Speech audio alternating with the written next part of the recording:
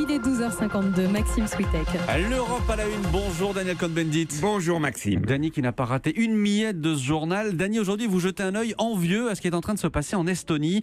Pays balte, un peu moins d'1,5 million d'habitants. L'Estonie où l'administration est presque totalement dématérialisée. Alors effectivement, l'Estonie, c'est le paradis du numérique. Alors il faut quand même savoir qu'en 1991, donc les derniers jours de l'Estonie socialiste, il n'y avait qu'un habitant sur deux qui avait le téléphone chez lui.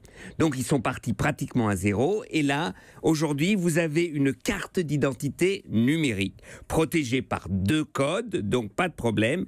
Et cette carte regroupe tout ce dont vous avez besoin.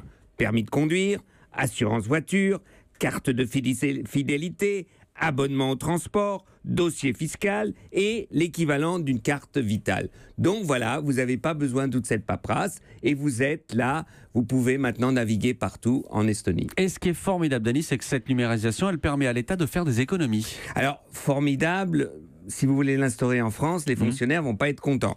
2600 services pour le secteur public sont accessibles en ligne. Vous pouvez vous marier, divorcer, acheter une maison, enregistrer les prénoms de vos enfants, enfin tout ce que vous voulez, évidemment payer les impôts, vous pouvez voter électroniquement, donc c'est le paradis de l'électronique et il faut dire que ça fonctionne très très bien. Mais les Estoniens sont allés encore plus loin. Ils proposent désormais ce qu'on appelle la citoyenneté numérique. Qu'est-ce que c'est exactement ? Eh ben, ça veut dire que si vous êtes étranger mais que vous voulez une société en Lituanie, ben vous demandez... En Estonie, pardon, une citoyenneté électronique. Vous êtes citoyen électroniquement, vous n'avez pas le droit de voter, vous n'êtes pas citoyen. Et là, vous pouvez, comme maintenant, vous faites partie de la communauté économique de l'Estonie. Et ça, il y a un boom maintenant, c'est après le Brexit.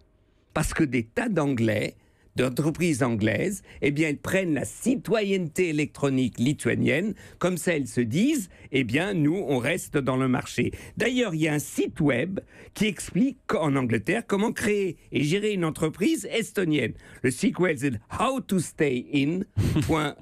Comment rester dedans. Exactement. Et ça fonctionne néanmoins. De plus en plus de petites entreprises qui ont peur du Brexit, qui ne veulent pas le Brexit, deviennent des citoyens électroniques d'Estonie. Merci Dany Cohn-Bendit. L'Europe à la une avec vous tous les jours dans Europe Midi. Merci Dany, à demain.